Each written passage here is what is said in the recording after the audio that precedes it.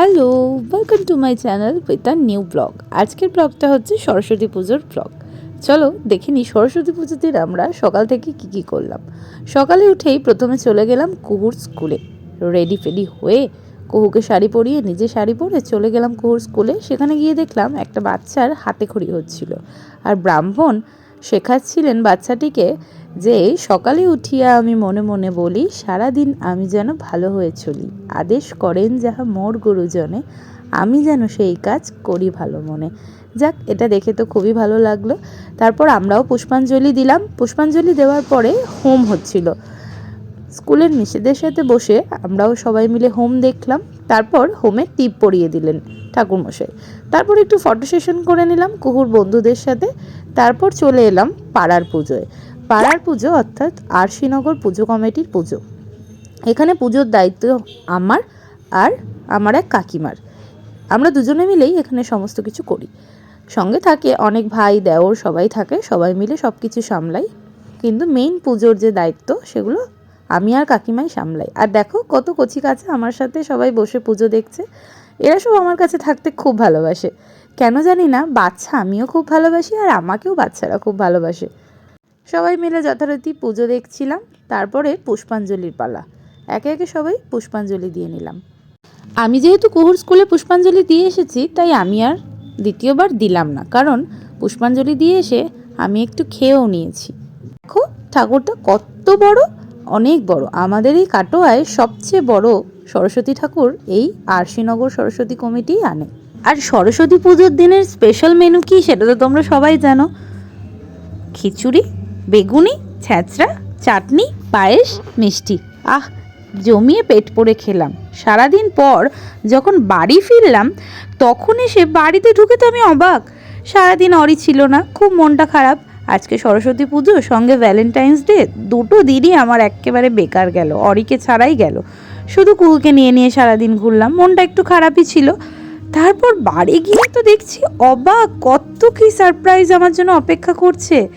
দেখলাম একটা love letter লিখেছে। আচ্ছা, তার সাথে রয়েছে একটা রোজ, একটা শোপিস, একটা পছন্দের নূপুর, আর একটা সফটটয়, সঙ্গে একটা বেলুনও। আমি তো অবাক, এরকম সারপ্রাইজ বহু বছর পর পেলাম। আমার তো আনন্দে তো আমি আত্মহারা। যাই হোক, খুব আনন্দ করলাম এইসবগুলো নিয়ে। আর একটা কথা কি জানো তো, অনেক বড় বড় উপহার পাওয়ার থেকে এই ছোট ছোট উপহার পাওয়া আমার কাছে অনেক বেশি মূল্যবান। এই যে একটা লাভ লেটার, ও একটা জায়গায় গেছে, তার আগে যে লিখে রেখে গেছে, এটা যে আমার কাছে কতটা মূল্যবান সেটা আমি তোমাদের বলেও বোঝাতে পারবো না। আর ও আমাকে বলেছিল যে তোমার জন্য একটা গিফট এনে আমি লুকিয়ে রেখেছি, সেটা কি আজকে বুঝতে পারলাম। এই শোপিসটা খুবই সুন্দর। আর নূপুরটা নিয়ে তো যথারীতি কুহু বায়না করছে, ও এটা পরবেই, ও আমাকে দেবে না। যাই হোক, ছোট মেয়ে তো। অরি সঙ্গে না থাকলেও আজকের দিনটা খুবই আনন্দ হলো। এই জিনিসগুলো পেয়ে মনটা একেবারে ভরে গেল আমার। সারা দিনের দুঃখ কষ্ট কোথায় যেন হারিয়ে গেল। এবার পরের দিন দধিকর্মার পালা। ওই যে বললাম এখানে পুজোর দায়িত্ব সবটাই আমার আর কাকিমার। কাকিমা সমস্ত জোগাড়জাতি করেছে দধিকর্মার, আর দধিকর্মা মাখার দায়িত্ব প্রতি বছর আমার থাকে। কারণ এখানে ভাইয়েরা বলে, বৌদি তোমার থেকে ভালো দধিকর্মা কেউ মাখতে পারে না। আমি অনেকটা লেটে আজকে এসেছি, কিন্তু দধিকর্মা মাখতে আমাকেই হবে। যাই হোক, এখানে বাজার কমিটির সকলকে দধিকর্মা দেওয়া হবে। সঙ্গে তো 100-150টা ভাই আছে, তারা সব দধিকর্মা খাবে, অনেক অনেক।